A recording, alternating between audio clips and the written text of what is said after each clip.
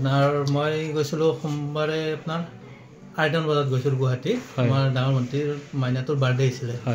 গোটেই ঘৰৰ ফেমিলি উঠি গৈছিলোঁ। গৈ কিনে তাত নেক্সট ডে অহাৰ কথা আছিলে যোৱাকালি, অথচ যোৱাকালি অহা নহ'ল। যোৱাকালি আহিব নোৱাৰি আজি আহি গধূলি পালোঁ। পাই গেটৰ তালাটো খুলিলোঁ।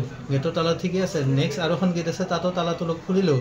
খুলি আহি পেলাই যেতিয়া দেখা পালোঁ ঘৰৰ তালাটো পৰি আছে, তলৰ হেৰিটো কাটি থোৱা আছে হেৰিডাল।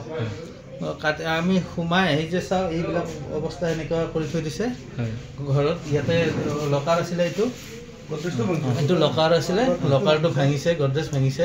ভাঙি কিনে তাত সোণ আছিলে, সোণখিনি লৈ গ'ল আপোনাৰ। তাৰপিছত প্ৰায় আপোনাৰ 3,80,90,000 মানৰ হ'ব। আৰু আপোনাৰ অকণমান পইচাও আছিলে, টকা কিমান মান আছিলে?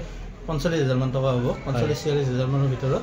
আৰু এইটোত এটা অকণমান পইচা আছিলে, সেইটো ভাঙি পেলাই লৈ গ'ল।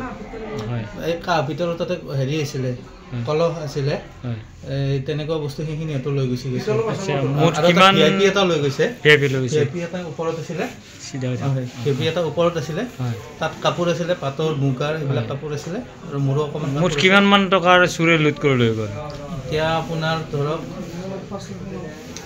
5-5.5 লাখ টকাৰ আপোনাৰ আহিব। হয় হয়। ক'ত হৈছে ঘটনাটো? এইটো হাজো পটনী পুৱাগেটৰ ওচৰত। হয়, আপোনাৰ নাম? মোৰ নাম চৈয়দ ইমৰান হুছেইন। চৈয়দ ইমৰান হুছেইন।